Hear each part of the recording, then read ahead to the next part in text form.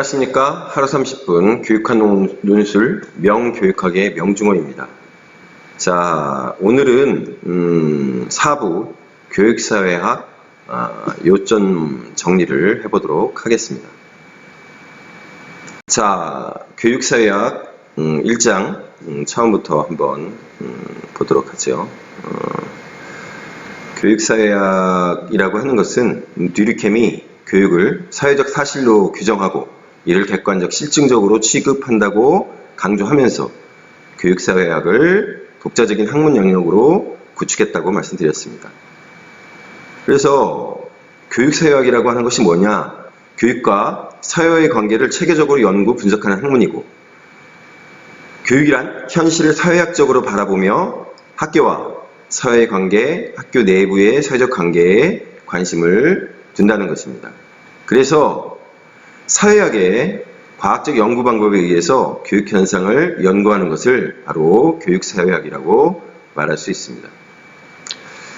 자, 두 번째 장으로 넘어가서요. 교육사회학의 고전 이론은 두 가지가 있습니다. 기능 이론하고 갈등 이론인데요. 기능 이론부터 한번 보죠. 사회를 유기체에 비유하면서 사회의 각 부분이 상호 의존적으로 전체 사회의 존속을 위해 필요한 기능을 수행한다. 지속과 번영을 위하여 질서, 균형, 안정을 추구하며 사회 구성원 간의 합의와 통합을 지향한다. 이렇게 얘기를 하죠. 그래서 기능이론에서 교육을 어떻게 바라보느냐? 거시적 관점을 취하는 겁니다. 교육의 기능, 교육과 사회의 관계를 긍정적이고 낙관적으로 바라보고, 교육은 전체 사회의 하위체제로 사회 존속을 위한 기능을 수행한다. 바로 이제 이게 거시적 관점입니다. 교육의 목적은 사회화와 사회적 선발을 통한 사회 질서 유지, 통합, 안정, 발전에 있다.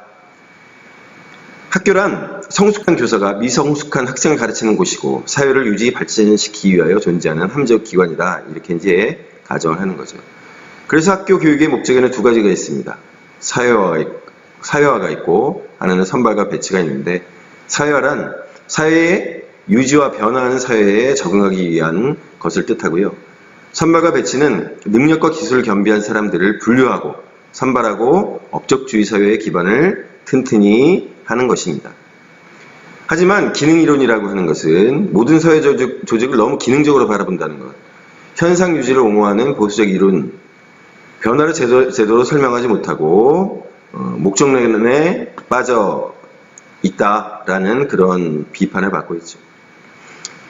기능이론의 전개에서 기능이론을 주장한 학자들의 이론들을 한번 살펴보겠습니다. 듀르켐은 급격한 사회변동을 실증적으로 설명하고 심각한 무질서 상태, 아노미를 극복하고 사회질서를 유지하기 위한 방안을 모색합니다.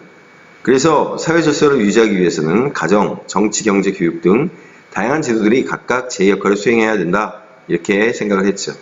그러면서 이제 교육에 대해서 뭐라고 얘기를 하냐면, 근대 산업사회에 적합한 근대적인 정신을 함양함으로써 도덕적 개인을 통한 도덕적 산업사회를 형성하는 것을 목표로 한다.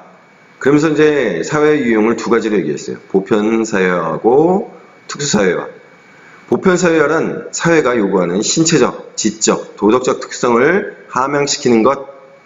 그래서 전문화된 교육이 증가할수록 사회 전체의 동질성을 유지하기 위한 보편 교육은 필수적이 되므로 교육의 핵심을 이루어야 한다. 그래서 보편사회를 강조합니다.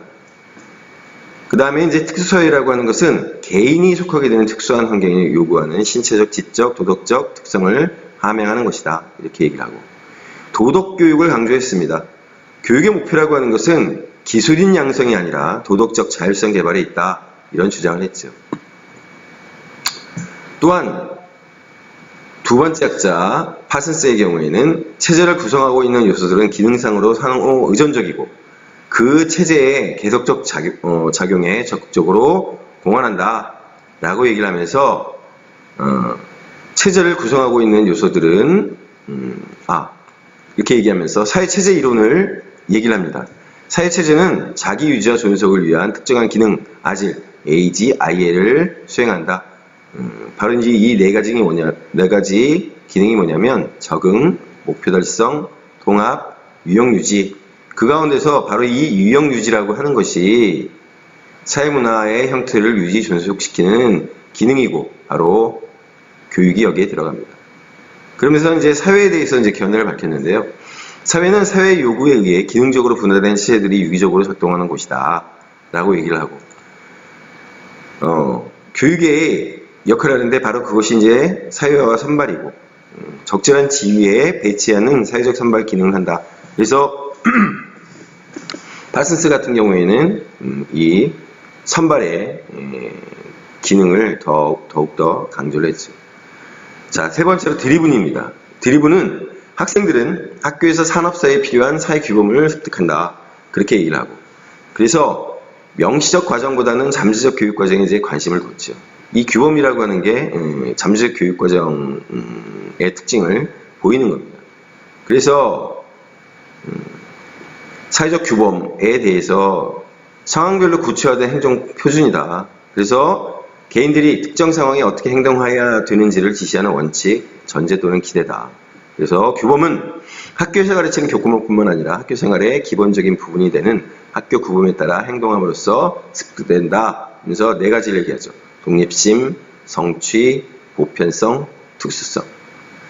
자, 기능 이론에 이제 있어서 주요한 이론들을 보면 기술 기능 이론이 있습니다. 고학력 사회는 고도 산업 사회의 결과이며 학교는 산업 사회를 지탱하는 핵심적인 장치이다. 직업에 필요한 교육 수준이 높아짐에 따라 보다 많은 사람들이 오랫동안 학교에 머무르게 된다라고 하는 주장을 하였습니다. 학습 욕구 이론에서는 인간은 질 높은 교육을 받기 위해서 학교에 진학하려 하기 때문에 학교 교육이 확장되고 학력이 상승한다 이렇게 얘기를 하고요. 근대화 이론에서는 사회의 근대화를 위해서는 사회 구성원들이 근대적 가치관을 가져야 하고 근대적 가치관은 학교 교육을 통해 길러져야 한다 이렇게 얘기했습니다. 이 근대화 이론하고 밀접한 연관이 있는 것이 이 발전 교육론이기도 한데요. 교육이 경제 발전을 위해 경쟁력 확보, 정치 발전을 위해 정치 사회화, 사회 발전을 위한 근대적 가치관 함양 등을 담당해야 된다라고 얘기를 했고요. 그 다음에 이제 인간 자본론입니다. 인간 자본은 학교, 가정, 노동시장에서 교육이나 훈련, 신체 단련, 경험, 이주 등에 의해 획득되거나 발전된 경제적으로 가치 있는 지식, 기능, 능력을 가르칩니다. 그래서 학교 교육은 개인에게 지식, 기능, 그리고 문제 분석 능력을 제공함으로써 생산성을 향상시키고 이것이 곧 소득 증대로 이어진다. 이렇게 얘기를 하고요. 따라서 교육은 인간 자본에 대한 투자 행위 가운데 가장 중요하고 교육을 통해 소득 수준을 향상시킬 수 있다. 이렇게 이제 얘기를 하는 거죠. 교육이란 미래에 되돌려받을 수 있는 인간 자본에 대한 투자로 개인의 경제적 성장은 사회와 국가의 지속적인 성장이 가능하게 한다. 이렇게 이제 얘기를 하고, 두 사람의 이제 대표적인 이론가가 있습니다. 바로 이제 슐츠하고 베컨인데요. 슐츠가 말하기를 교육에 대한 투자는 개인에게는 고소득을 보장하고 사회의 발전의 동력이 된다. 베커 같은 경우에는 생산성이나 소득이라고 하는 것은 어느 수준의 교육이나 훈련을 받은가에 의해 결정된다는 질적 노동을 이제 강조를 하면서 교육과 훈련으로 쌓은 지식, 기술, 창의력은 물적 자본과 같은 생산력이 있으므로 교육으로 기른 이러한 생산력은 노동, 소득과 연결된다. 이렇게 얘기를 했습니다. 자, 그러한 인간 자본론에 대해서 이제 비판들이 있는데요. 첫 번째는 이제 선별가설입니다. 그러니까 스크리닝이라고 돼 있죠. 스크린을 하는 겁니다. 걸러낸다라고 하는 거죠.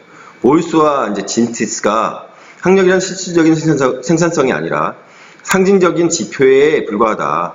잠재적인 능력에 불과한 학력이라는 막연한 사회적 관행에 의존해서 선별 기능을 수행하는 것이다. 이렇게 이제 비판을 하고요. 자, 두 번째, 이중노동시장 이론입니다. 자, 이중노동시장 이론에서는 1차 시장 구조는 내부 노동시장으로 교육과 훈련을 받고 고용되어 능력에 따라 상위 이동이 가능한 노동자로 구성되어 있는 시장을 말하고 2차 시장 구조는 외부 노동시장으로 교육과 훈련에 상관없이 승진의 기회가 주어지지 않는 노동자로 구성되어 있는 시장인데요. 그런데 이제 바로 이러한 2차 시장 구조에 편입된 사람에게는 인간 자본론의 적용이 어렵다. 이렇게 이제 비판을 합니다. 그 다음, 학교 교육은 따라서 불완전한 기회균등의 도구이고, 완전한 기회균등을 위해서는 학교 교육의 변화와 더불어서 노동시장 정책의 변화가 있어야 한다. 세 번째 비판은 이제 과잉학력 현상입니다. 고학력 실업이 나타나고 대졸자가 고졸자의 업무를 담당하는 일이 벌어지는 현상이 과잉학력 현상인데, 이러한 측면을 인간 자본론은 설명하지 못한다. 네 번째는 이제 급진적 접근이죠. 공교육이라고 하는 것은 개인의 생산성에 기여하는 것이 아니라 자본가들의 이익을 위해 존재하는 도구이다. 이렇게 이제 얘기를 하고. 자, 그 다음에 신기능이론, 신기능주의가 있는데요. 알렉산더가 기존의 사회체제를 정당화하고 집단 간 갈등의 존재를 부정하는 기능이론의 문제점을 극복하기 위해서 제기했습니다. 국제화 시대의 교육 현상을 해석하는 유용한 틀을 제공하고 기존의 학교 교육의 문제를 비판하면서 동시에 학교 교육의 강화를 주장합니다. 그래서 교육개혁을 통해서 수월성을 성취하고 교육을 통한 사회개혁과 국가적 발달을 추구해야 한다. 그래서 이를 위해서 고급 인력의 육성을 강조합니다. 자, 그 다음에 갈등이론입니다. 자본주의 사회의 학교 교육의 기능과 교육 현실에 대해서 이제 비판적인 주장을 제기한 거고요. 사회의 본질을 갈등과 변동, 강제의 과정으로 이해하는 관점이고, 개인과 개인, 집단과 집단의 관계를 끊임없는 경쟁과 저항의 관계로 해석합니다. 그래서 교육의 불평등과 불공정성에 관심을 두고 사회적 불평등이 학교 교육을 통해 어떻게 강화 유지되는지를 밝히는데 주력하였습니다. 그래서 주요 이론가들을 보면 막스는 사회가 하부구조, 상부구조 두 층으로 이루어져 있고, 하부구조에는 경제, 상부구조에는 정치, 사회, 문화, 교육 등이 있다. 그래서 상부구조는 하부구조인 경제에 의해 결정되는 경제 결정론의 입장을 취합니다. 그러면서 마르크스는 국가를 부르주아의 이익을 실현을 위해 노동계급인 프롤레타리아를 착취하고 강제하는 대리기관이다. 이렇게 규정한 것이죠. 반면 베버 같은 경우는 마르크스의 경제 결정론을 비판하고 가치다운론의 입장에서 불평등과 계급 현상을 설명하였습니다. 계급보다는 계층을 중시하고 자본주의를 합리적인 체제로 파악했습니다. 경제적인 요소 외에도 정신, 종교, 윤리, 가치관 등 관념적인 요소들이 인간의 행위에 영향을 미쳐서 궁극적으로 사회의 형성과 변동에 큰 영향을 미친다. 이렇게 얘기를 한 거죠. 그 다음에 이제 진멸입니다. 갈등이란 사회 구조적 모순에서 기인하는 것이 아니라 사회 보편적인 현상이라는 구조적 갈등론, 갈등의 기능론을 주장합니다. 갈등은 사회적 통합과 발전에 기여한다는 갈등의 긍정적 가치에 주목을 했어요. 그래서 사회를 포함한 어떤 과정이든 완벽하게 조화를 이루고 있지 않고 오히려 갈등이 있음으로써 변화와 발전이 있다. 이렇게 얘기했죠. 그 다음에 이제 그람시의 헤게모니 이론입니다. 그람시는 헤게모니를 개념하기 위해서 사회 구성체의 개념 가운데서 경제, 국가, 시민사회를 구분을 했어요. 그래서 경제는 지배적인 생산 양식을, 국가는 그러한 관료제 조직들, 그 다음에 폭력 수단인 경찰, 군대, 시민사회는 국가와 경제와 국가라는 두 가지 주요한 영역 바깥에 있는 사람들이 지원하고 운영하는 비교적 영속적인 제도들인 사회 구성체의 여타 조직, 그렇게 얘기하면서 그람시는 경제에 의해 사회 구성체가 결정된다는 경제주의에 반대하고, 그러면서 국가와 시민사회, 특히 시민사회가 바로 헤게모니가 구성되는 지점이다. 이렇게 얘기를 하죠. 그래서 헤게모니의 개념을 계급사회에 내재하는 적대적 관계를 합의, 형성, 조정으로 전환시키는 특수한 자본주의 장치로 파악을 하면서 시민사회에서 언어와 담론 그리고 상식을 통해 작용한다. 그렇다면 헤게모니가 이제 이렇게 사회 구성체를 얘기를 하고 그 안에 있어서 이 헤게모니의 개념이라고 하는 것이 이렇게 중요하다고 얘기를 했는데, 그럼 헤게모니가 뭐냐? 지배 집단이 제시하는 세계관에 대해 사회 구성원들의 내면적인 합의를 획득하는 지적, 도덕적 지도성이라고 얘기를 했어요. 지배계급의 윤리적, 정치적 우월성이자 이데올로기적 우월성을 의미합니다. 그래서 한 계급이 단지 힘의 위력으로서만이 아니라 제도, 사회관계, 관념의 조직망 속에 동의를 이끌어냄으로써 자신의 지배를 유지하는 수단이 바로 헤게모니다. 이렇게 얘기를 한 거죠. 그래서 헤게모니에는 이제 지배 헤게모니하고 대항 헤게모니로 나뉘는데, 헤게모니는 지배 헤게모니와 대항 헤게모니와 같이 복수로 존재하고 고정되지도 불변하지도 않는다. 지배 헤게모니와 대항 헤게모니는 언제나 경합 중에 있는 잠정적인 것이다. 이렇게 얘기를 하고요. 지배 집단이 제시하는 세계관 혹은 지배 이데올로기는 피지배 집단의 저항에 끊임없이 직면할 수밖에 없고, 헤게모니가 동의를 얻는다 할지라도 그 동의는 늘 불안정하다. 그래서 성공적인 헤게모니는 지배 계급의 이해를 표현할 뿐만 아니라 종속 집단인 피지배 계급으로 하여금 이것을 자연스러운 것 또는 상식적이며 자명한 것으로 받아들이게 할 수 있어야 한다. 이렇게 이제 얘기를 하는 거죠. 그러면서 교육의 관점에서 이제 헤게모니를 뭐라고 얘기를 하냐면, 헤게모니는 교육의 과정에서 작용하는 일상적인 의미와 가치체계이고 이러한 현실적 과정을 통해 더욱 견고화된다. 교육에서 지배적 헤게모니는 교육 내용의 선정, 조직, 분배 모든 과정에서 지배력을 행사하는 것이다. 이렇게 얘기를 하죠.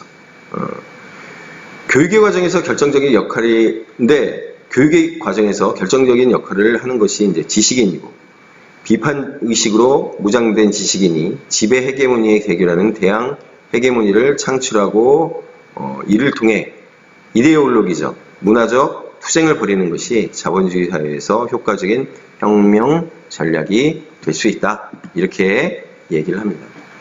그 다음에 이제 알투이스예요. 알투이스는 마르크스하고 다르게 상부 구조가 전적으로 하부 구조의 영향을 받는 것은 아니며 상대적 자율성을 가진다. 이렇게 얘기를 하죠. 그러면서 이데올로기를 얘기하는데요. 이데올로기는 인간 존재를 결정짓는 물질적인 것으로 사회적 조건에 의하여 형성된다. 이데올로기로 형성된 상부 구조는 하부 구조의 유지, 존속을 위해 기능한다.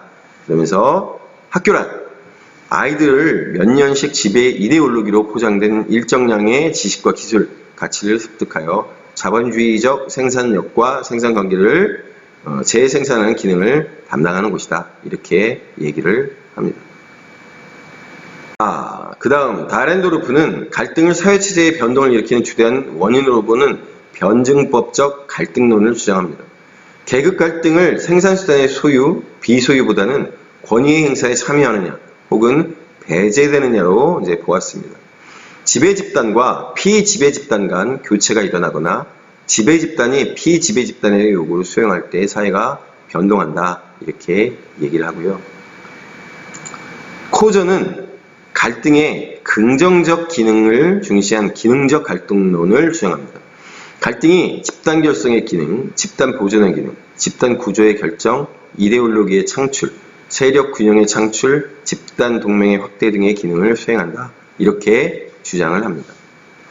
그래서 갈등론적 교육관의 어떤 특징이 있는지를 한번 살펴보면, 교육과 사회의 관계, 교육의 기능을 부정적이고 비판적으로 보죠.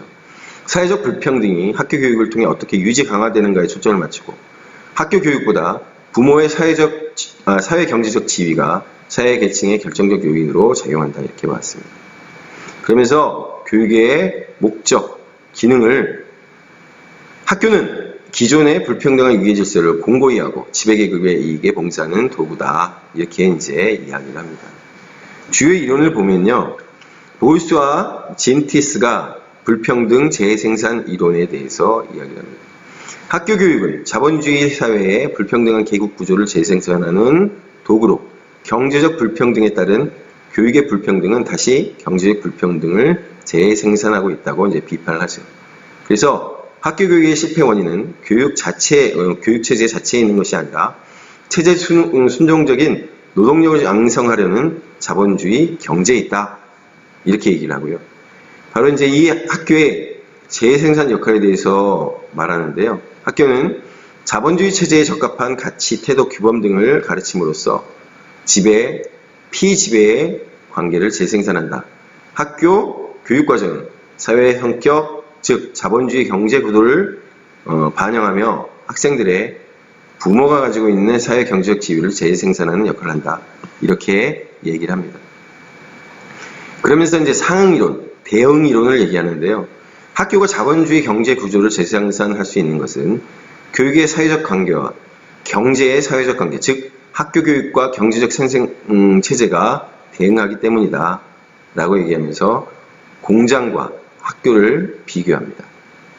그러면서 학교 교육이 사회 구조를 그대로 반영하며 학교의 독자적 기능은 불가능하기 때문에 자본주의가 존속하는 한 학교 교육의 기능은 계속될 것이다. 이런 주장을 했죠. 그러면서 학교의 개혁은 무의미하고 사회 진보를 위해서는 근원적 사회 개혁만이 나아갈 방향이다. 이렇게 얘기를 했습니다. 그 다음 일리치와 라이머의 탈학교론입니다. 기존의 학교 체제를 부정하면서 의무교육의 폐지, 학력에 기초한 채용의 폐지 등과 같이 학교 교육과 취업 간에 존재하는 밀접한 연계성을 파괴시킬 수 있는 혁명을 제안합니다. 그러면서 이제 의무교육 제도를 비판하는데요. 의무교육 제도는 아동기라는 시기를 만들어내서 아동들은 반드시 학교에 다녀야 하고 말을 잘 들어야 하며 아이답게 행동하고 교사의 권위에 복종할 것을 강요한다. 일정한 연령의 연령 집단의 아동들을 집단화시켜 일률적으로 교육시키는 것은 개성을 부정하는 방법이다. 그래서 의무교육 제도를 비판하죠. 자, 그 다음에 이제 의례화입니다. 의례화란 가치 있는 학습이 수정화된 성적이나 증명서에 측정되고 문서화될 수 있는 것이어야 함을 믿게 하는 것으로 의례적인 것이란 잠재적 교육과정이라고 얘기를 하죠. 그러면서 대안으로 학습을 위한 망을 얘기합니다. 기존의 학교 제도를 대체할 수 있는 새로운 교육 제도로서 모든 사람이 학습에 필요한 자원을 쉽게 이용할 수 있고 이 망을 통해 학습하거나 가르치는 기회를 평등하게 향유할 수 있다는 겁니다. 그래서 모든 사람이 언제 어디서든 원하면 교육받을 수 있고 학습자의 사회적 신분과 경력 그리고 학벌과 관계없이 이용할 수 있는 탈학교적 교육체제를 말합니다. 우리 이제 앞서 보았던 평생교육이 바로 이것입니다. 자, 4가지 자원으로 학습 정보 및 자료 제공망, 기술 교환망, 동료 짝짓기망, 교육자에 대한 정보 체계망 이렇게 4가지를 제시합니다. 그 다음에 카노이의 문화 제국주의 이론이에요. 제3세계 국가의 발전을 결정하는 가장 중요한 요인은 국제적인 권력관계이며 제3세계 국가의 저발전은 중심부 국가의 발전 때문이다. 이렇게 얘기를 하고요. 제도교육은 지배층을 위한 교육이고 종속적이고 억압적인 국제질서와 국내 구조를 존속시키기 위한 장치이다. 이렇게 얘기를 하고 자, 교육 수익률 곡선을 제시합니다. 학교의 발달 단계에 따라 교육을 통해 얻게 되는 이익이 달라진다는 것으로 궁극적으로는 교육이 지배층의 이익에 봉사한다. 교육은 발달 단계가 높아지며 보편화되지만 수익률은 떨어지고 더 높은 단계의 경쟁이 치열해지면서 하류층은 기회가 제한되어 불평등이 재생산된다. 이렇게 얘기를 했고요. 4번째, 프레이의 의식화 교육입니다. 인간을 역사적 문화적 존재라고 규정하고 인간은 현실에 순응하기도 하지만 현실을 선택하고 현실을 변화시키는 능력을 가지고 있다. 이렇게 주장을 하죠. 자, 그래서 인간이 선택 능력을 잃고 다른 사람의 지시와 명령에 따르게 되면 환경에 순응하는 객체의 존재로 전락하여 비인간화된다. 객체와 비인간화된 인간의 모습을 침묵의 문화라는 개념으로 이제 설명을 하는데요.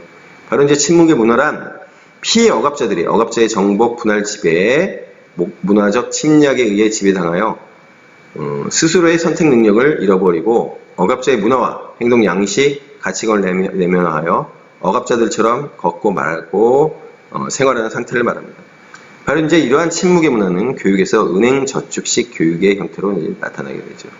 자, 은행 저축식 교육이라고 하는 것은 학생이라는 텅 빈 저금 통장에 교사가 지식이라는 돈을 저축하는 식으로 이제 교육한다는 것이고 교사와 학생의 관계가 일방 통행적이고 인간을 주체로 만드는 것이 아니라 주어진 현실에 적응하는 객체적 존재로 만든다는 것입니다. 그러면서 이제 문제 제기식 교육이라고 하는 대안을 제시하죠. 비인간화, 비인간화시키는 억압을 극복하는 교육 방식으로 교사는 학생들이 제기한 문제들을 주제로 연결하고 역사적 문화적 맥락에서 그 의미를 파악하도록 학생을 도와야 한다. 그래서 교사와 학생은 공동의 성찰을 통하여 지식을 재창조하고 문제제기식 교육을 통해 의식화되고 의식을 실천하는 존재로 변한다. 자, 그래서 이제 의식화를 말하는데요. 개인이 자신의 사회적 문화적 현실을 인식하고 현실에 문제를 제기하며 그것을 변화시킬 수 있는 능력과 자각을 형성해 나가는 과정과 활동이 의식화다. 그래서 의식화 단계는 본능적 의식 단계에서 반본능적 또는 주술적 의식 단계로 그 다음에 반자각적 의식 단계를 거쳐서 최종적으로 이제 비판적 의식 단계로 가는데 인간에 의해 만들어진 비인간적 사회구조에 대해 합리적이고 격렬한 비판 의식을 가지게 되는 단계가 바로 비판적 의식 단계입니다. 그 다음에 지위경쟁 이론, 지위집단 이론입니다. 학교 교육의 팽창 과정을 지위, 권력, 명예를 얻기 위한 집단 간의 경쟁의 결과로 파악을 합니다. 자, 그래서 지배집단은 자신의 특권적 지위를 강화하기 위하여 학력을 상승시키며 낮은 지위 집단도 특권적 지위를 획득하기 위해서 학력을 획득하려고 노력한다는 것이죠. 그래서 지위 문화라고 하는 것에 대해서 설명하는데 학교는 특정한 지위 문화가 전달되는 곳이고 그래서 학교는 지위 문화를 전수하고 하류층의 학생들도 지위 문화를 갖기 위해 학교 교육을 중시하게 되며 학교 교육을 날로 팽창해서 교육 인플레이션이 일어난다라고 하는 겁니다. 갈등 이론에 대해서 이제 평가를 해보자면 학교 교육이 가진 모순을 지적하고 비판적 인식을 높여주고 학교 제도의 문제점을 학교와 사회와의 관계 속에서 찾는 그러한 공헌을 하였다라고 하는 것인데요. 비판을 받습니다. 경제 결정론에 빠져 있고 대안에 제시가 없다라고 하는 것이고 교육의 본질을 왜곡 과장하고 개인의 자유를 무시하고 사회적 조건만 지나치게 이제 강조한다는 것입니다. 기능 이론과 갈등 이론을 이제 비교를 하자면 공통점으로 교육을 정치 경제의 이제 종속 변수로 인식한다라고 하는 것이고요. 외적 기능, 교육의 내적 기능보다 외적 기능을 강조한다라고 하는 것이죠. 교육을 거시적인 관점에서 이제 바라본다라고 하는 겁니다. 그런데 이제 한계점이 있죠. 사회 또는 경제 구조가 인간을 지배하고 있다. 그래서 교육을 정치와 경제의 종속 변수로 취급을 하고 인간을 수성적인 존재로 이제 파악을 하고 학교 내의 기능과 상호작용에 대해 이제 소홀하다라고 하는 것. 학교 교육의 과정을 무시하고 사회적 투입과 산실에 따른 결과적 요소로 파악한다라고 하는 그러한 두 이론의 한계점이 있습니다. 자, 3장 신교육사회학 엽전 정리를 한번 해보도록 하겠습니다. 먼저 이제 특징인데요. 기능 이론과 갈등 이론이 교육을 정치와 경제의 종속 변수로만 파악하고 교육의 결과에만 주목했다. 그런 비판을 제기하면서 학교 외부가 아닌 내부의 현상에 관심을 가지는 연구들이 바로 신교육사회학 또는 교육과정사회학입니다. 영국의 해석학적 접근을 보면 학교 내의 구성원들의 행위와 상호작용의 관계를 토대로 그 의미를 해석하는 데 연구에 초점을 맞추는 연구들입니다. 사회심리학적, 문화인류학적, 민속학적 연구 방법과 상징적 상호작용, 현상학, 해석학의 이론을 바탕으로 교육 현상을 이제 설명하려고 했죠. 그래서 그 특징들을 보면 내부자 관점을 강조하고 총체주의이고 그 다음에 맥락화를 강조한다는 것입니다. 자, 대표적인 학자로 이제 영이 있는데요. 지식과 통제라고 되어 있죠. 지식은 보편적인 것이 아니라 사회적으로 인정된 상대적인 것이며 학교 지식은 구조적으로 왜곡되어 있고 사회 불평등을 정당화하는 것이다. 이렇게 얘기를 하고요. 그러면서 이제 주주주의 교육과정론에서 비판을 합니다. 사회에서 교육과정을 결정하는데 계급적 배경이 영향을 미치고 지배 집단이 타당하다고 인식하는 지식이 교육과정으로 이제 선정된다라고 하는 것입니다. 주주의 교육과정에 대해서 그러면서 이제 비판을 하기를 지식이 내포하는 계급 이데올로기를 보여주는 이제 증거이고 바로 이제 이러한 주주의 교육과정을 극복해야 된다 얘기하는 거죠. 높은 지위를 지니고 있는 지식이 학교 교육의 내용을 차지하고 있으므로 학교 교육에서 유리한 집단은 지배 집단, 권력 집단을 유지하고 피지배 집단의 아이들은 고착화된 현실을 받아들일 수밖에 없는 것이다. 이렇게 얘기를 하죠. 그러면서 이제 새롭게 이런 이제 앞서서의 어떤 그런 비판과 더불어서 새로운 이제 접근으로 전문화된 연계하고 반성적 근대화를 얘기하는데요. 비판에만 이제 치중하면서 현실적인 개선책을 제시하지 못했다라고 하는 그런 비판들, 공격 때문이었습니다. 자, 그러면서 전문화된 연계와 반성적 근대화에 대해 설명하기를 산업화와 민주화를 추구하였던 발전론적 근대화나 과학과 기술을 중시한 기술적 근대화를 벗어나야 한다. 그러면서 교육지향적인 사회보다는 학습지향적인 사회가 되어야 하며 직업교육과 평생교육의 기초로 둔 사회 변혁 노력이 필요하다. 이렇게 얘기를 하죠.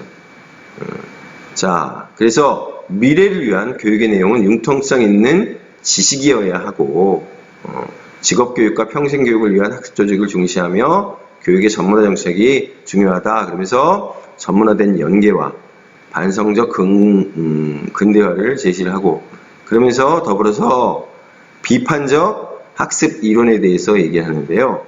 미래를 신중히 고려하여 지식 창출과 그에 맞는 학습 추구를 하되 모든 국민의 해방적 학습을 지향하며 공교육과 직장 내 교육 그리고 지역사회 안의 교육을 연계시키는 노력이 필요하다 이렇게 얘기를 하죠. 그 다음에 이제 번스타인의 언어사회와 계급입니다. 번스타인은 하류층과 중류층의 의사소통 방식의 차이가 학교의 사회계급 재생산과 관련되어 있으며 특정 계층에서 습관적으로 사용되는 소통 양식이 그 계층의 문화를 다음 세대에 전달해준다. 그래서 이제 언어라고 하는 게 사회적 유전자를 담고 있는데 계급에 따른 이제 언어 사회가 어떻게 이루어지느냐 하면 하류층의 제한된 어법과 상류층의 세련된 어법, 정교화된 어법은 가정에서의 사회화를 통해 학습된다. 그래서 학교에서 쓰는 어법은 정교화된 어법으로 하류층에는 불리하고 노동 계급의 아이들의 학업 성취가 떨어지는 이유가 이러한 어법과 관련되어 있다. 그래서 제한된 어법, 하류층, 세련된 어법, 정교화된 어법, 중류층에 쓰는 어법이라고 이렇게 얘기를 하죠. 그러면서 교육과정의 이제 조직 형태에 대해서 이제 얘기를 하는데요. 지식이 사회적 진공 상태에서 전수되는 것이 아니며 권력과 통제가 모든 국민에서 교육과정에 침투한다. 그래서 권력과 통제의 원리를 밝히기 위해 분류화하고 구조화라는 두 가지 개념을 사용합니다. 그래서 하나가 이제 분류화, 교과 지식의 사회적 조직 형태, 구조화, 구획, 교육의 관점에서 교사와 학생의 상호작용 관계, 즉 수업에 대한 통제 정도 이렇게 이제 이 두 가지를 가지고 본인의 교육과정의 이제 조직 형태에 대해서 설명을 하려고 하죠. 그래서 이제 분류화하고 이제 구조화의 조합을 통해서 집합형 교육과정, 강한 분류화와 강한 구조화의 통합형 교육과정, 약한 분류화와 약한 구조화 이런 이제 유형이 나타나게 된다고 하는 겁니다. 그래서 교육과정과 이제 사회질서의 관계인데요. 전통적인 지식교육에 있어가지고는 강한 분류화와 강한 구조화의 집합형 교육과정이 바로 이제 보이는 교수법에 따라서 이제 이루어진다라고 하는 거고. 진보주의, 열린교육에서는 약한 분류, 그 다음에 약한 구조의 통합형 교육과정이 그래서 보이지 않는 교수법에 따라서 지식교육이 이루어진다라고 하는 겁니다. 그 다음에 미국의 이제 교육과정 사회화인데요. 교육과정, 학교, 지식이 어떻게 사회적으로 조직되며 사회가 조직되는 과정에 관련된 언어, 이데올로기, 계급 등의 역할과 구조에 관심을 갖는 겁니다. 교육과정의 지식은 객관적, 보편적, 절대적 지식이 아니라 역사적, 문화적, 사회적 여건을 고려한 지식이 채택되어야 한다. 이렇게 이제 주장을 하고요. 그래서 교육이라는 데 있어가지고 어떤 특징이 있냐면 신교육 사회학자들은 지식, 진리의 타당성을 모두 사회의 구성물로 보면서 지식은 영구 불변적인 것이 아니고 특정 시대의 사회적, 역사적 상황에서 구성된 것이다. 그러한 이제 상대주의적 입장을 취합니다. 대표적인 학자가 바로 이제 애플인데요. 문화적 헤게모니에 대해서 얘기를 합니다. 앞서 이제 우리 그람시의 헤게모니를 봤는데요. 그걸 갖다 이제 차용을 한 거죠. 학교란 문화적 이념적 헤게모니의 매개자로 잠재적 교육 과정을 통하여 위계관계, 통제, 권위에 대한 복종 등을 가르치면서 보이지 않는 가운데서 사회를 통제한다. 그래서 학교라고 하는 것은 갈등적 상황보다는 조화의 합의를 중시하고 교육 목표 달성의 효과성과 생산 논리를 따르고 교사는 누군가가 만들어 놓은 자료를 단순히 활용함으로써 교사의 이제 탈소년화 현상이 가속화되고 그런 이제 특징이 있다라고 하는 겁니다. 자, 이론들을 갖다가 살펴보면요, 부르디에가 얘기하기를 문화적 지배가 학교 교육을 통해 사회의 불평등한 계급 구조와 계급 관계를 재생산한다, 이렇게 이제 얘기를 한 겁니다. 그러면서 상징적 폭력에 대해서 얘기하는데요. 지배 계급이 자신들의 문화에 대한 정통성을 확보하기 위해서 사용하는 상징적 힘의 행사이고 이를 통해 불평등한 사회 질서는 자연스럽게 유지된다. 그러면서 학교 교육은 상징적 폭력을 통해서 자본주의 사회의 구조적 모순과 불평등을 정당화하고 재생산한다. 자, 그러면서 이제 자신의 이제 문화 자본에 대해서 설명을 합니다. 개인들이 가정의 계급적 배경에 의해 상속받는 상이한 언어적, 문화적 체제인데요. 여기에는 이제 세 가지가 있죠. 아비투스적, 객관화된, 제도화된 세 가지의 문화 자본인데 그 가운데서 이제 중요한 게 아비투스적 문화 자본입니다. 어렸을 때부터 자연스럽게 체득되는 지속적인 문화 성향을 말하는데요. 바로 이러한 아비투스적 문화 자본이라고 하는 것은 학교 문화 구성과 학교 선발에서 능력 분류의 중고가 되는 문화 자본으로서 한 계급의 의미체계를 다른 계급이 받아들이게 하는 것이 이제 바로 상징적 폭력이 된다라고 하는 겁니다. 자, 문화 자본을 통해서 재생산 과정이 이루어지는데 학교에서의 학업 성취는 학생의 문화적 배경에 의해 영향을 받으며 학교 교육 과정과 교사의 인식을 통해 문화 자본의 불평등한 분배가 지속된다라는 것입니다. 자, 윌리스의 저항 이론입니다. 특징을 한번 살펴보면 인간은 이데올로기를 단순히 수용하는 것이 아니라 이를 거부하거나 선별하고 비판하는 능동적 존재로서 불평등한 모순 구조에 정함으로써 개인의 해방된 삶을 추구할 수 있다. 기본적으로 이렇게 바라보는 거죠. 그러면서 노동 계급의 학생들은 기존의 학교 문화에 저항하고 모순을 극복하기 위해 간파를 일상생활 속에서 실천하는 반학교 문화를 형성한다. 그래서 학교는 학생들에게 사회적 모순 구조를 인식시키고 비판적이고 반성적인 사고를 길러주며 학생 개인을 자율적이고 주체적인 의지를 지닌 존재로서 인격적으로 되어야 한다. 이렇게 이제 주장을 한 거죠. 윌리스의 대표적인 이제 저항 이론을 보면 바로 이제 이 간파와 제약이 있습니다. 간파라고 하는 것은 노동계급의 아이들은 학교 교육이 자신이 속해 있는 노동자 계급에게 불공정한 경쟁이라는 것을 훤히 꿰뚫어 보고 공부해봤자 성공할 가능성이 거의 없다는 것을 이제 간파하고 있다고 하는 겁니다. 이제 이러한 측면이 간파고요. 제약은 노동계급의 학생들이 아무리 노력해도 구조적 불평등 체계로 인하여 자신의 열등한 지위를 벗어날 수 없다고 생각하도록 하는 것이 바로 이제 제약이라고 하는 거죠. 바로 이제 이러한 측면에서 반학교 문화라고 하는 것이 중요한데요.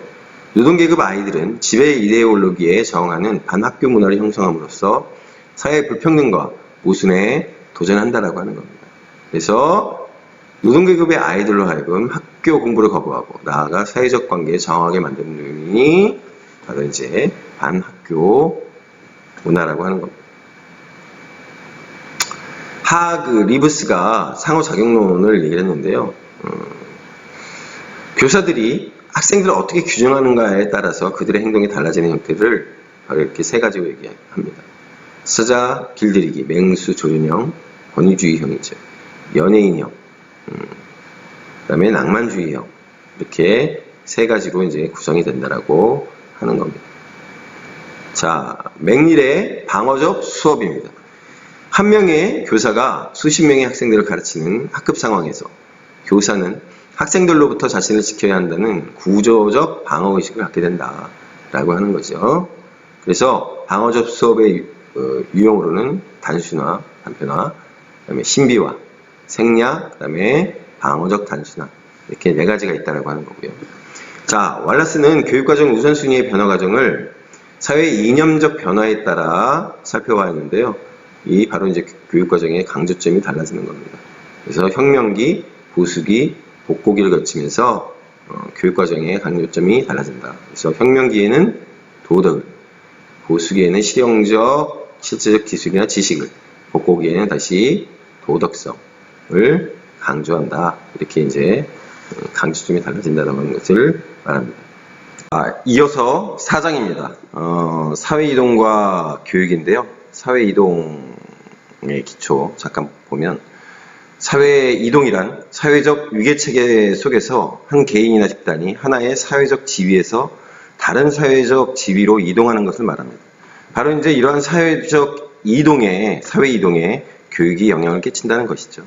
그래서 사회이동과 교육체제, 터너의 이제 교육체제의 연구를 보면 학교 교육의 선발제도가 사회이동의 중요한 양식이라는 것을 증명하였습니다. 그래서 경쟁적 이동하고 후원적 이동 두 가지로 구분했죠. 그래서 경쟁적 이동 같은 경우에는 기득권을 배제하고 개인의 자질과 노력에 의해 결정되는 이동이고, 그래서 학생의 선발 시기를 될 수 있는 한 연기합니다. 후원적 이동이라고 하는 것은 기득권을 인정하고 사회가 정한 기준에 맞는지의 여부에 따라서 사회의 이동이 결정되는 것을 얘기를 하죠. 그래서 교육의 목표가 엘리트 충원을 하는 데 있고, 그래서 필요한 사람을 비교적 빠른 시기에 선발을 합니다. 자, 그 다음에 호퍼의 유형론인데요. 호퍼의 유형론도 이제 터너의 연구하고 같습니다. 그래서 경쟁적 이동과 후원적 이동이라고 하는 걸로 구분을 하고, 선발 방법, 선발 시기, 선발 대상과 기준 제시했는데 참고하시기 바라고 터너와 유사합니다. 그 다음에 이제 사회 이동에 대한 관점인데요. 기능 이론적 관점이 있고 갈등론적 관점이 있습니다. 그래서 기능 이론에서는 학교 교육이라고 하는 것은 능력이라는 성취 요인에 의해 지배된다. 그래서 결과적으로 개인의 사회적 이동을 돕는다라고 이제 얘기를 하는 거죠. 그래서 하비거스트 연구, 학교 교육이 사회적 상승 이동을 촉진함으로써 사회 평등화에 기여한다. 그 다음에 이제 블라우와 덩컨의 지위 획득 모형이 있어요. 앞서서 말씀드렸지만 콜린스가 얘기한 지위 경쟁 이론, 지위 집단 이론과는 다른 점이 있는데, 바로 지위 획득 이론은 바로 개인과 관련되어 있다라고 하는 거고, 콜린스의 지위 경쟁 이론이라고 하는 것은 바로 이제 집단과 관련이 되어 있는 겁니다. 그래서 연구 결과를 보면 본인의 교육 수준에 의해서 사회적 지위, 직업적 지위의 상당 부분이 결정된다. 그래서 각 개인이 성공하는데 자신 학교 교육이 중요하다는 점을 인과관계를 통해서 경험적으로 증명했다라고 하는 겁니다. 자, 그 다음에 스웰과 하우즈의 연구에서 보면 그런 겁니다. 직업적 지위가 본인의 학교 교육 수준에 의해 70% 정도 결정된다. 이렇게 이제 얘기를 하고요. 자, 그 다음에 이제 갈등 이론입니다. 학교 교육이라고 하는 것은 사회적 지위 이동에 도움이 되지 않는다. 개인의 가정 배경이 사회적 지위 이동에 더 큰 영향을 준다. 따라서 학교 교육이라고 하는 것은 지배층의 이익에 봉사하는 장치로 사회적 불평등을 재생산한다. 이렇게 얘기를 했죠. 그래서 이제 콜맨 보고서라고 하는 연구가 나왔었는데요. 학생의 가정 배경이 학생의 학업 성취에 가장 큰 요인을 준다라고 이제 얘기를 했습니다. 그러면서 학교가 학생들의 학업 성취에 공헌을 하지 못하고 있고 사회적 평등을 위한 기능을 수행하지 못하고 있다. 그러면서 이제 뒤에 나오겠지만 결과적 평등을 주창하게 됩니다. 다음, 볼스와 진티스의 불평등 재생산 이론을 보면 가정 배경이 학업 성취에 가장 큰 영향을 미치는 요인이다. 그 다음에 학교 교육은 사회적 성취에 어느 정도 영향을 미친다. 개인의 사회적 성취는 가정 배경에 의해 좌우된다. 그래서 학교 교육이라고 하는 것은 지배층의 이익에 봉사하고 불평등 구조를 재생산하는 기제이다. 이렇게 이제 얘기를 했습니다. 앞서 이제 콜린스의 이제 지위 경쟁 이론을 보았죠. 지위 집단을 중심 개념으로 사회 및 교육 계층화를 갖다가 설명하는 겁니다. 학교 교육이 지위 배분 기능을 수행하는 이유는 졸업장 그 자체가 상징적인 도구로서 직업 세계에서 의미 있기 때문이다. 이렇게 얘기했고요. 자, 스탠튼과 살라자야, 그 다음에 스탠튼 살라자, 노원부시 연출 모형을 보면 이렇게 되어 있습니다. 사회적 자본, 그러니까 이 연출이라고 하는 것은 제도적 후원과 필요한 정보를 얻어낼 수 있는 사회적 관계고, 그래서 제도적 권위를 가진 사람들과 맺어진 연출이 교육 전체에 영향을 주고 학업 성취가 높은 학생들은 보다 많은 사회적 자본을 가지고 있다, 이렇게 얘기를 했습니다.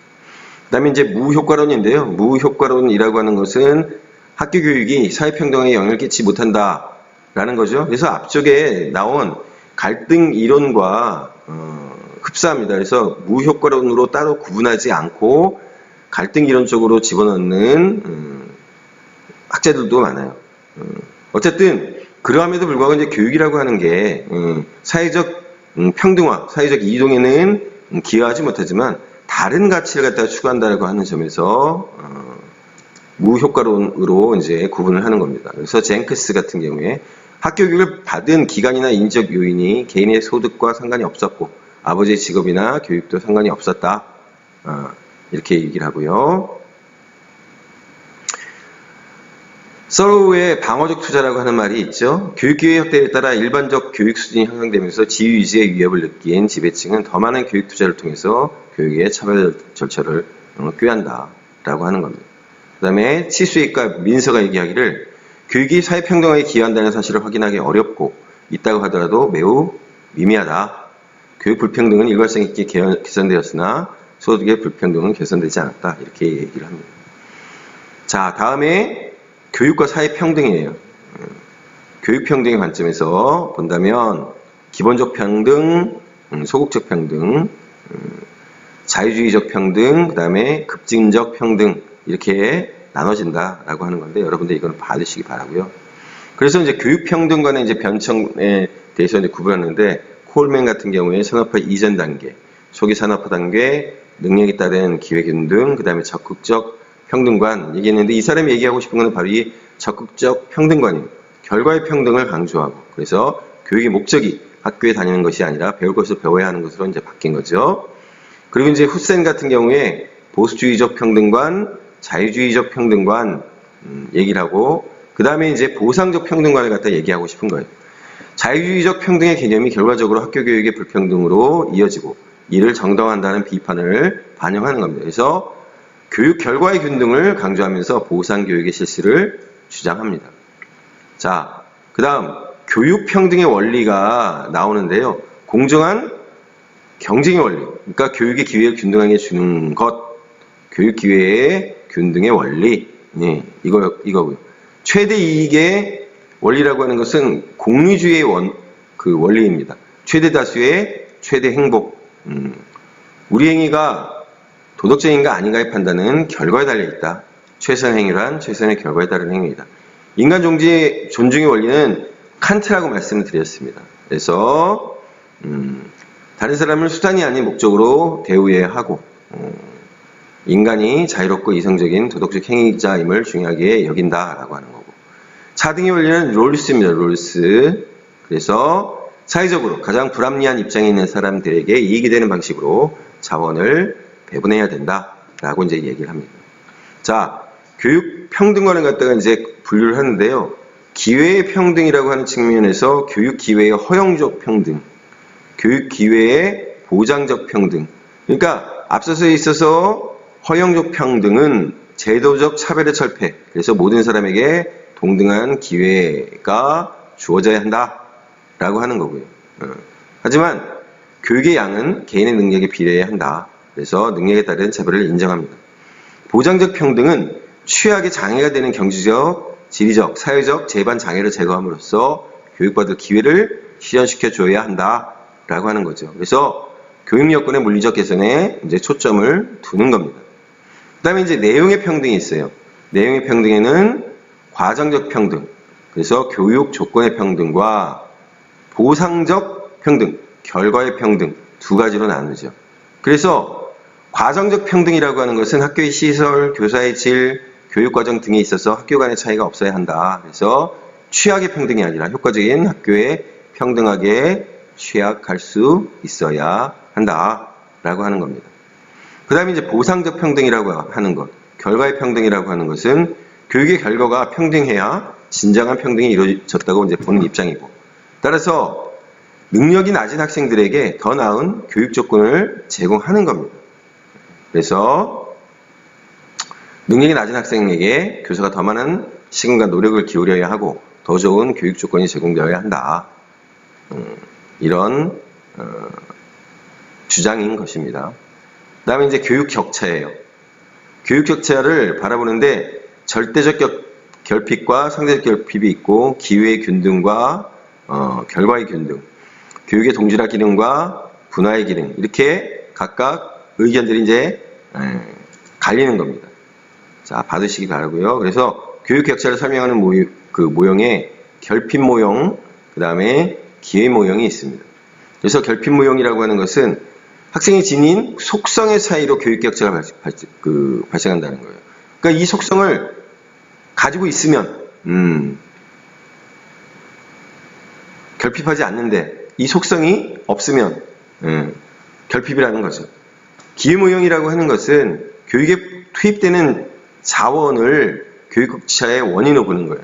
그래서 이런 기회가 주어지느냐, 그래서 기회의 불평등이라고 하는 것과 재원, 돈이죠, 돈. 주로 이제 정부가 지원하는 교육 재정을 갖다가 의미합니다. 이런 것들이 이제 불평등하게 될 때 교육 격차가 나타난다라고 하는 겁니다. 그래서 이제 주요 이론을 보면 지능 결핍론이 있어요. 그래서 지능 지수가 학업 성취를 예언해 준다고 이제 전제하는 거예요. 그래서 교육 격차는 개인의 낮은 지능 지수로부터 기인한다. 그래서 이제 많은 학자들의 연구 결과에 따르면 지능 지수가 꽤 상관관계가 있다라고 하는 겁니다. 학자들은 지능 지수는 타고난 지적 능력일 뿐만 아니라 후천적 환경의 우열에 따라 달라진다라고 이제 얘기를 하는 거고요. 문화환경 결핍론. 교육 격차는 부모의 사회 경제적 배경에서 기인한 것이다. 그래서 가정의 문화환경, 언어환경, 지각과 태도의 차이 등이 개인차를 가져와서 학업 성취에 차이를 낳는다. 이렇게 얘기를 하는 거죠. 그래서 콜맨 보고서, 그 다음에 플라우든 보고서, 이런 것들이 이제 대표적인 겁니다. 자, 콜맨 보고서에서는요, 가정 배경이 자녀의 학업 성취에 가장 큰 영향을 미치는 요인이다. 이렇게 얘기를 하고, 가정 배경에 4가지 자본을 얘기합니다. 인간 자본, 문화 자본, 경제 자본, 사회 자본. 이 가운데서 사회 자본이 제일 중요하다고 얘기를 했죠. 부모의 가정 배경이 학업 성취에 영향을 크게 미치는데 이 사회 자본이 가장 큰 영향을 미친다. 자녀와 교육에 대한 부모의 관심이나 교육적 노하우, 부모와 자녀 사이의 상호 신뢰, 유대감, 긴밀함의 상호 작용 등을 이제 가리키는 거죠. 자, 그래서 이 콜맨 보고서는 앞서 이제 살펴보았습니다. 학교 교육은 학업 성취에 공헌을 하지 못하고 사회적 평등을 위한 기능을 수행하지 못하고 있다. 그래서 교육 평등의 개념이 결과의 평등 개념으로 확대되어야 하고 보상 교육의 필요성을 이제 강조하는 겁니다. 자, 문화실조론이 있는데요. 문화실조론은 서구 산업사회의 백인 중상층 문화를 가장 이상적으로 보고 이러한 문화를 배우지 못하면 학업 결손이 생긴다. 이렇게 이제 얘기를 하는 거죠. 그러면서 문화실조의 문제를 학교에서 해결할 수 있다. 그래서 보상교육 프로그램의 시행을 주장합니다. 문화다원론이 있습니다. 학업 성취가 낮은 것은 학생들의 문제가 아니라 편향된 문화를 가르치는 학교의 문제이므로 여러 집단과 계층의 문화를 골고루 다뤄야 한다는 주장이고요. 자, 그 다음에 이제 교사 결핍론이 이제 얘기가 됩니다. 이제 격차라고 하는 것이 교사의 결핍 때문에 나타나는 거다. 그래서 교사의 이제 기대 효과. 교사가 학생에 대해서 어떤 기대를 갖느냐에 따라서 그 효과가 나타나는데 기대를 크게 가지면 그 기대만큼 부응해서 학생이 성장을 한다라고 하는 거고요. 기대가 낮으면 그 학생들이 거기에 맞춰가지고 성장하지 못한다. 그런 이야기입니다. 자, 머튼의 이제 자기 충족적 예언입니다. 한 예언이 형성되면 그 예언이 인간 행동에 이제 구속력을 가해서 예언 실현을 위한 강력한 수단이 된다.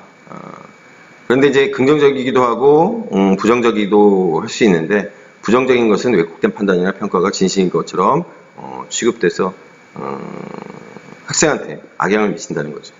로젠탈과 이제 제이콥슨의 피그말리언 효과인데요. 이 로젠탈 효과라고도 합니다. 교사 학생에 대한 기대가 학생의 학업 성취에 강력한 예언력을 가지는 것을 얘기합니다. 특히나 이제 이 연구에서 중요한 내용은 교사의 기대는 저학년, 하류층 학생, 성적이 중간인 학생들에게 긍정적인 영향이 뚜렷했다는 사실입니다. 자, 리스트의 연구가 있는데요. 요거는 이제 교사들이 학생들을 구분하는 데 있어서 학생들의 계층 배경에 주로 영향을 받는 것으로 이제 조사됐고, 그래서 교사들이 학생의 구분에 있어서 사회계층과 연결된다라고 하는 이제 결론을 짓는데, 그렇기 때문에 그 학생들에 대해서 가지는 어떤 특히나 계층 배경에 대한 편견이라고 하는 것을 조심해야 된다라고 하는 의미가 되겠죠. 그 다음에 이제 청소년 비행문화론입니다. 비행문화론의 이제 개념을 보면 바로 이겁니다. 법률적, 관습적 규범에 위배되는 행동인데, 이제 무엇보다 중요한 건 이 사회학적 관점에서 비행이에요. 행위에 대한 타인의 그 행위에 대해 타인이 반응하고 정의하는 것이 바로 비행이라고 하는 것입니다. 그러니까 객관적으로 물론 우리가 이제 비행이라고 볼 수 있는 것, 그러니까 법률적으로 비행이라고 볼 수 있는 것도 있지만, 어떤 관습, 그게 이제 죄가 될 수도 있고 잘못이 될 수도 있고 그렇지 않을 수도 있는 어떤 관습에 의해서 너는 잘못한 거야, 너는 비행이야, 비행 청소년이야, 이렇게 얘기될 수 있다라고 하는 겁니다. 그래서 유사 개념이 이제 여러 가지 나오는데, 일탈 행동이라고 하는 것이 바로 이제 이 비행과 관련이 되어 있죠. 그래서 일탈에는 1차적 일탈, 내가 일탈인지 아닌지 모르는 거예요. 근데 2차적 일탈이라고 하는 것은 바로 1차적 일탈을 저지른 학생, 청소년에 대해서 규정함으로써 그 학생, 청소년이 스스로를 나는 비행 청소년이다, 비행 학생이다 라고 하는 자아 개념을 가지게 되고, 그러한 자기 규정에 따라 가지고 일탈자로 행동하게 되는 게 2차적 일탈입니다. 유형의 분류 이제 나오죠. 이게 세 가지 나오는데 봐두시기 바라고. 그래서 비행 행동의 이제 예방과 지도, 예방, 기본 원리, 이런 것들 나옵니다. 자, 비행에 관한 사회학적 이론을 보면 아노미 이론, 듀르켐이 얘기했었고 머트린에서 일반화됐습니다. 그래서 아노미 이론에서는 사회 구조가 특정 사람에게 정당한 방법으로 목표를 달성할 수 없도록 하기 때문에 비행이 발생한다. 그래서 어떤 구조적인 측면에 있어서 비행을 얘기하는 거고요. 그 다음에 이제 사회 통제 이론입니다. 바로 이제 통제예요. 컨트롤이에요. 어떤 청소년들이 비행을 하지 않는가의 측면에서 본 겁니다. 그러니까 앞서서 그 아노미 이론이라든가 이런 것들은 비행을 저지르는 그 학생이 왜 그런지를 살펴본 거지만, 이거는 왜 그렇지 않은지에 대해서 이제 살펴본 겁니다. 그래서 비행이나 범죄는 동기에 의해서가 아니라 동기를 통제할 수 있는 통제 기제에 달려 있다. 그래서 이제 대표적인 것이 바로 이제 사회적 유대고, 그래서 애착, 전념, 사명, 신념이라고 하는 것이 바로 통제 기제, 스스로를 통제하는 데 영향을 끼치는 요인이라고 하는 겁니다. 자, 차별, 접촉, 차별, 연합 이론이에요. 비행을 사회학적으로 학습자의 행위로 보는 겁니다. 접촉했기 때문에 타인에 대한 관찰과 강화작용, 사회화 등을 통해 학습된다. 그 다음에 낙인 이론이에요. 일탈을 개인이나 집단의 속성으로 해석하지 않고 일탈자와 비일탈자 사이의 상호 교류 과정으로 해석하는 거예요. 그래서 낙인이란 뭐냐면 법과 질서의 힘을 가진 사람들이 학생들에게 붙이는 겁니다. 그래서 낙인이라고 하는 것은 사회의 권력 구조를 내포하고 있습니다. 그래서 공식 낙인 이전의 일찰자의 법 위반이 비조직적이고 일관성이 없고 드문 현상이지만 이러한 이제 1차적 일탈 이후에 발생되는 사회적 반응에 대한 일탈자의 적응 방식, 바로 2차적 일탈이 일어나게 된다. 그래서 낙인이라고 하는 것은 개인의 자아상에 부정적인 영향을 미치게 된다라고 하는 거고요. 자, 낙인의 과정을 보면 추측하는 겁니다. 맨 처음에 교사가 학생을 만나가지고 쟤 어떤 애일까? 그러면서 첫 인상을 형성하면서 특정 학생을 이제 비행 학생으로 낙인 찍히는 과정, 정교화, 명료화. 그래서 그러한 행동이 반복되는 것 같으면 그 학생에 대해서 생각이 점점 뚜렷해지는 거죠. 고정화, 공고화. 그래서 확실하게 쟤는 비행 학생인가 보다. 그래서 비행 학생이 이제 경력 비행자가 되는 과정이고요. 그 다음에 이제 낙인에 따른 이제 교사의 차별적 기대인데요. 낙인은 아이들의 자기 지각에 상당한 영향을 주고 어떤 형태의 낙인을 하든지 자기 예언 효과를 가진다라고 하는 것입니다. 그래서 이제 굿과 브로피가 이런 낙인에 따른 차별적 기대 과정을 쭉 설명을 했어요. 쭉 설명을 하고 요거는 이제 앞서 봤던 일반적인 낙인의 과정과 유사합니다. 그 다음에 비행 하위 이론이에요. 하위 청소년들의 집단 비행을 유발을 시키는 사회 구조적 조건에 이제 초점을 맞추는 겁니다. 하위 청소년들은 비행과 관련된 비합법적 수단을 배울 수 있는 기회가 더 많이 주어지기 때문에 범죄 행위를 더 많이 하게 된다. 그 다음에 중화 이론, 편류 이론이에요. 청소년의 비행을 일시적인 하나의 편류, 어떤 바람처럼 보는 거죠. 그래서 이러한 행위는 일시적인 현상일 뿐 언젠가는 다시 정상으로 돌아온다. 그런데 이제 이러한 측면이 또 어떤 측면하고 또 연결이 되냐면 비행 청소년들은 자기 행위가 도덕적으로 잘못되었다는 점은 인정하면서도 자신들의 행동에 이제 정당한 사유가 있다. 그래서 죄가 없다 이렇게 얘기하는 거죠. 아니 저는 어리잖아요. 뭐 이런 겁니다. 아직 몰랐어요. 뭐 이런 거. 청소년들은 도덕적 가치를 부정하는 것이 아니라 중화 기술을 통해 죄의식 없이 비행을 저지르게 된다. 중화 기술 다른 말로 하면 이제 합리화가 되겠죠. 자기 합리화.